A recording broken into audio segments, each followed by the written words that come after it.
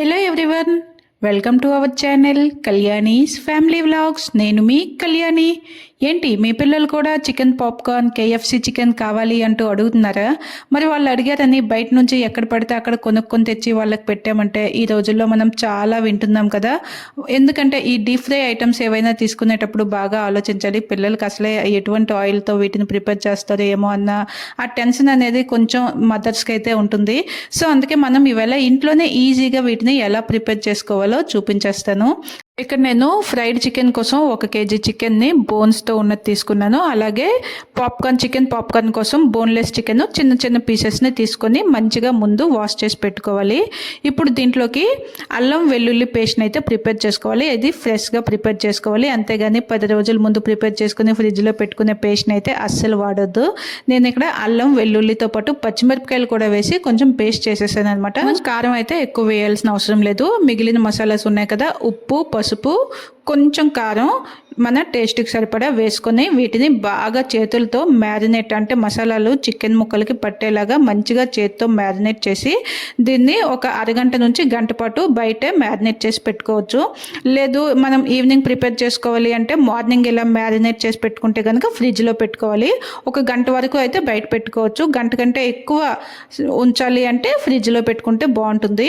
ఇప్పుడు మనం outer layer క్రిస్పీగా ఉండటానికి ఏమేమి వేస్తాము, వాటిని ఎలా రెడీ చేసుకోవాలో చూస్తున్నారు కదా. ఎక్కడైతే నేను ఆ క్రిస్పీనెస్ కోసం కెలాగ్స్ కార్న్ఫ్లేక్స్ ఉంటాయి కదా, ఆ ప్యాకెట్స్ని అయితే తీసుకున్నాను. వాటిని ఇలా ఓపెన్ చేయకముందే కొంచెం రోలర్తో కొంచెం ఇలా మనం క్రష్ చేసుకుంటే మనకు అవి కొంచెం చిన్న చిన్నగా అయిపోతాయి కదా. ఇలా మంచిగా వాటిని ఇలా పౌడర్ కాకుండా కొంచెం గుండగా చేసుకొని ఒక బౌల్లోకి సపరేట్గా తీసుకుందాం.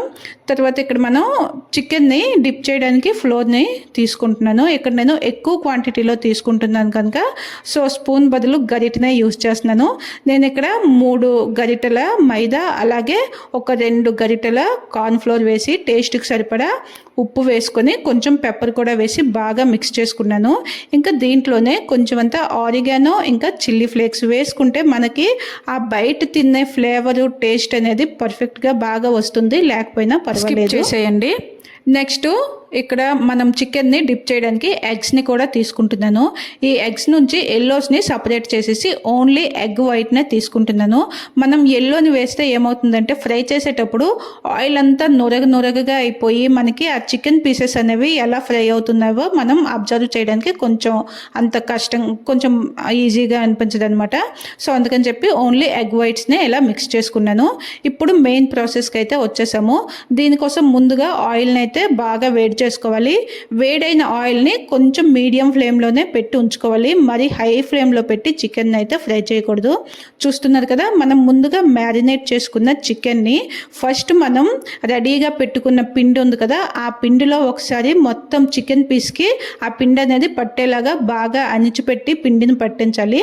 ఇలా పిండి పట్టిన తర్వాత దానిని తీసుకువెళ్ళి మనం ఎగ్ డిప్లో ఒకసారి ముంచాలన్నమాట. ఎగ్ వైట్లో డిప్ చేసి బయటకు తీసి దానిని ఇప్పుడు మళ్ళీ మనం కార్న్ఫ్లేక్స్ని క్రష్ చేసి పెట్టుకున్నాం కదా, ఆ క్రష్ చేసిన కార్న్ఫ్లేక్స్లో దీనిని మళ్ళీ ఒకసారి మంచిగా డిప్ చేయాలి. అంటే మనకి ఆ కార్న్ఫ్లేక్స్ అనేవి మన చికెన్ పీస్కి మంచిగా పట్టుకుంటాయి. చూసారు కదా, ఇక్కడ మీకు సింగిల్ హ్యాండ్తో, అంటే ఒకలే చేసేటప్పుడు సింగిల్ హ్యాండ్తో కొంచెం కష్టమవుతుంది, ఏం పర్వాలేదు.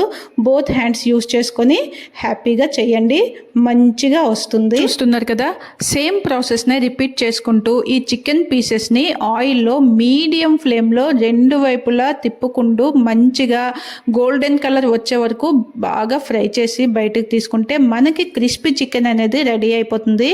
ఇక్కడ అంటే కలరు ఎవరి చాయిస్ బట్టి అలా కలర్ అయితే చేంజ్ చేసుకోవచ్చు. ఇక్కడ మా ఇంట్లో కొంచెం ఇలా గోల్డెన్ బ్రౌన్ కలర్ ఉంటేనే వీళ్ళు ఇష్టపడతారనమాట, పెద్దవాళ్ళ కోసం. చిన్నపిల్లలకి అయితే మంచిగా గోల్డెన్ కలర్లో ఉంటే చాలు.